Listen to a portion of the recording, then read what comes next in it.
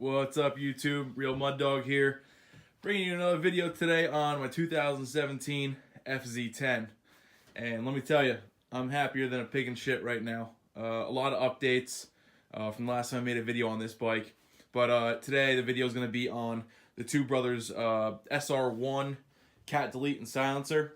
Okay, that's the main focus of this video. But also found out today a lot more information about tuning and fuel maps and whole bunch of other stuff that I learned about today from one of the race shops up here in northern New Jersey, and all good stuff, And I just got off the bike, so I'm a little amped up right now.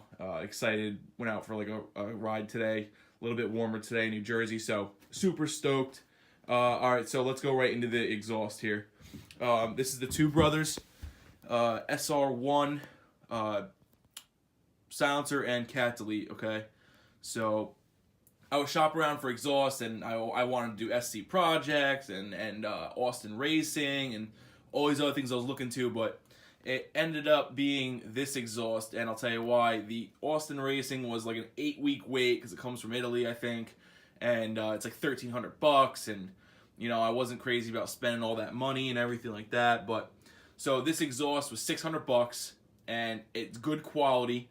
I know they sell the Doremus mid-pipe, and the welds honestly look like shit on it. I didn't want to get that. And then Scorpion's making a mid-pipe now, which look pretty good. But the Two Brothers comes with the mid-pipe, the cat delete, and everything like that. And it's a good fit and finish. I'm telling you, the welds aren't bad. They look good. They're decent for the price you're getting. This is probably your best bang for your buck. All right, everything's decent. It fit perfectly. I didn't have to do anything. It slid right on. They give you all the hardware, and they give you the O2 bung reducers so your O2 sensor fits in because the bung is larger. So they give you that reducer that slides into there. You use your OEM hardware up here and the OEM hardware for the single mount below right there. So, and they give you new exhaust clamps for up here. Slid on fine, no problems. The only thing you have to look out for is on your header right here, when you pull your stock cat off, there's like there's a gasket around the outside of your header that you got to make sure you pull off because the new exhaust won't slide over. That was the only issue with the fitment, and also the only other thing that I had a little trouble with was on this side, this O2 bung on the left side of the bike. That O2 bung right there, it's moved back a little bit, so I had to pull a little extra slack for the O2 sensor to slide in there. And realistically, it's not going to matter because what I'm going to get into next is this tuning aspect that happened today. But that was the only thing. I had a little trouble getting that O2 sensor in there.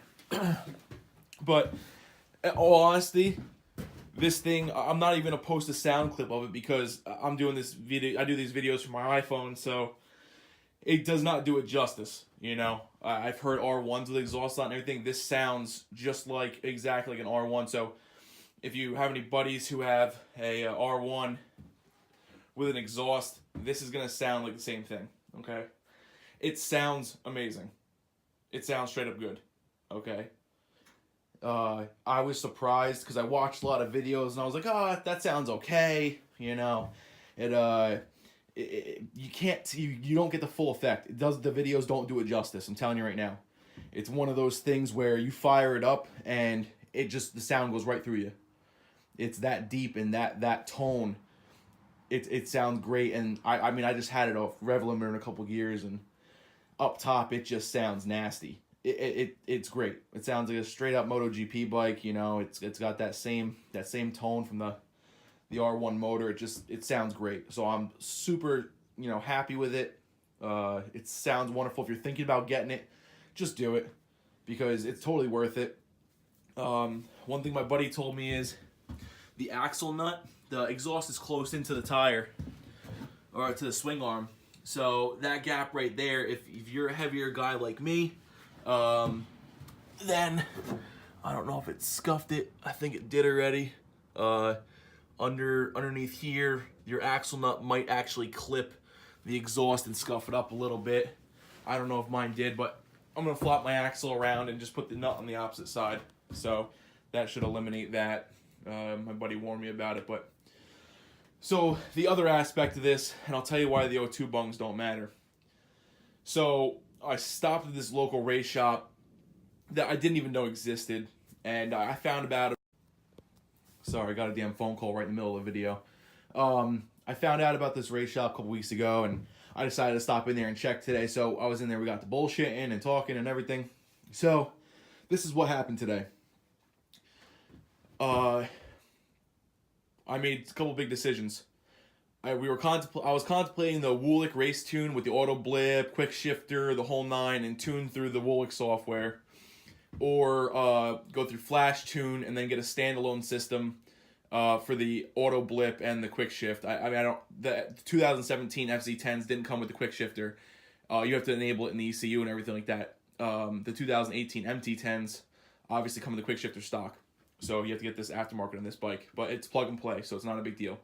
But so I ended up, we flashed my ECU today. So you know how you can usually run an aftermarket exhaust with the stock tune. I'm gonna be honest with you. I put the exhaust on, I started the bike up, and from the start, after I let the bike warm up, going through the rev range with the exhaust on just to see what it was going to do, way lean, popping under decel, just no good. There was dead spots through the throttle. It just wasn't, the throttle response was weird, and obviously it was because, the exhaust changed. So I knew that I was going to have to go get it dynoed ASAP, and so what happened was, he said he just dynoed a MT-10, 2018 MT-10 last week. So he also had dynoed these earlier in the year and last year. So he had maps from the MT-10 last week, like a base map that he did from the dyno. So what we did was we flashed my ECU today with a base map, and then it's going to go to the dyno in 2 weeks to get fine tuned. But let me tell you, the flash made a huge difference. Okay, it's great. I was scared to ride the bike once I put the exhaust on, because once I felt the flat spots in the throttle and the pop in, and you can just tell lean, and I was like, I didn't want to ride it now with the stock tune. I was so worried. But so I just got the ECU flash today, took it home. It takes 2 seconds to take the ECU out. It's literally right here.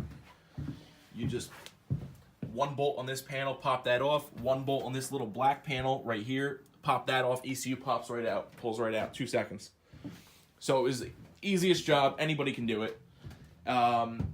So it was just this whole update with the ECU flash. It was so great. I've been out on the bike for the past 2 hours, putting it through the works. Every gear, pounding it up and down, and just hammering on it. And it took everything. It's running great. No flat spots.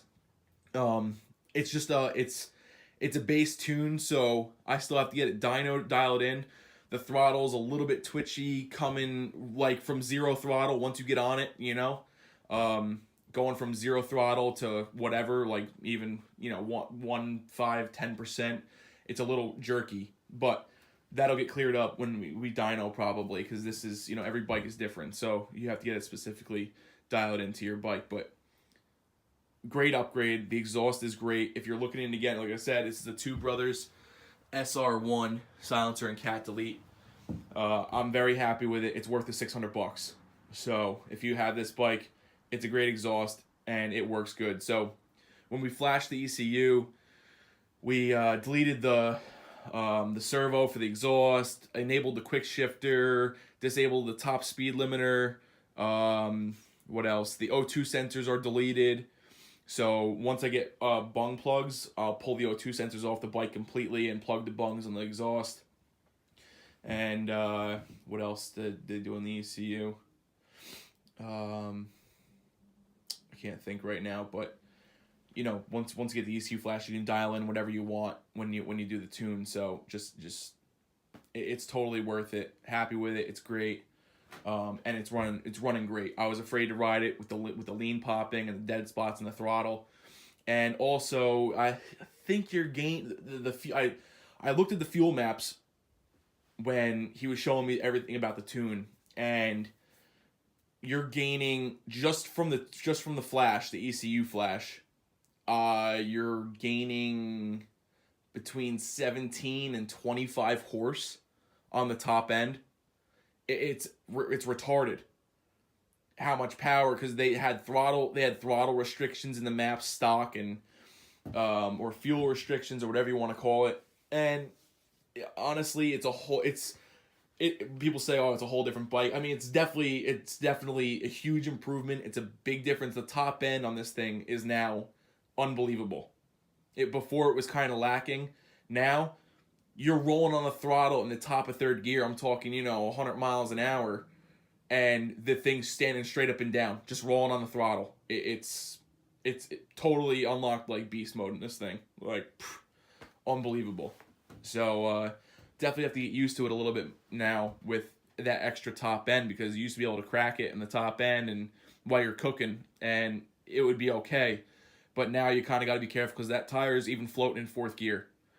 So big difference. Big difference. I can't wait to get dynoed. Super stoked. So if you have this bike, I would suggest, if you're going to do the exhaust, and I mean, if you do anything to the bike, you should get it dynoed. End of story. Or even flashed, because you're not even unlocking anything until you're in that ECU. You got to get in there and flash this thing, or go go right to the dyno and pick whatever tuning software you're going to use. Even, I just ride this mostly on the streets. I commute on it. I ride it for fun. So even if you're just like me, it's totally worth it, because there's a lot left on the table, like when it's stock, compared to even just putting on this simple little slip-on and a little tune. It's a big difference, and it sounds amazing. I mean, it's a little loud. Your ears are going to ring a little bit once you get off the bike. You're going to sound like it's still idling next to you, but it just completely amazing. So I totally support this upgrade. And maybe before I get it tuned, I'll get K&N finally came out with an air filter for this thing, or they came out a little while ago, so maybe I'll do an air filter before I get it dynoed, so I'll dial everything in when have it set up how I want before I get it dynoed, and I'll trailer it to the dyno, drop it off there, and then they can tune it from there. But the only other thing that's going on is that I already pulled the back passenger pegs off, and I got to pull everything else off. It's all going to get powder coated. The pegs, the rear sets, passenger pegs, handlebars, steering stems, bar end caps are all getting powder coated. And I think I'm going to eventually switch up the color on the rims. I might do a whole different color scheme on this bike. Everything might get painted, and I don't know yet. We're going to see how the summer goes, and depends on how much riding I'm doing, if I want to tear it apart and do it this year, or just wait till winter and do it next year. But definitely a good day. And if you have this bike, I mean, I'll do a quick clip real quick. It's not really going to do it justice, but just to give you a little sound clip.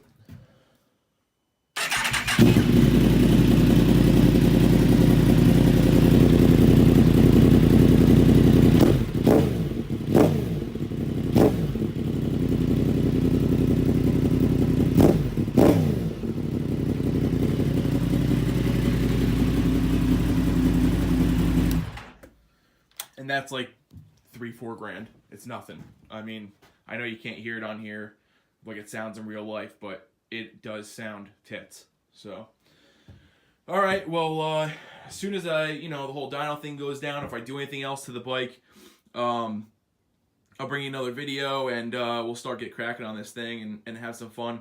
I'm gonna hook up the GoPro soon and get some videos while riding, hammering down, having some fun. So that'll be good, but hopefully I can do those videos soon once the road starts holding some heat up here, because it's been a really cold spring. So hopefully the roads start holding heat and we can actually start cooking around a little bit, having some fun. So, all right, until next time, keep the shine side up. And if you like these videos, like, subscribe. And if anyone else has FZ-10s, MT-10s in the North New Jersey or whatever, the city, and I'm going to try and get a big ride together, get out there, have fun, get a bunch of these bikes together, and tear it up a little bit and have a good time. So hit hit me up on here in the comments or whatever, and maybe we can get like a good thing going. All right? Take it easy.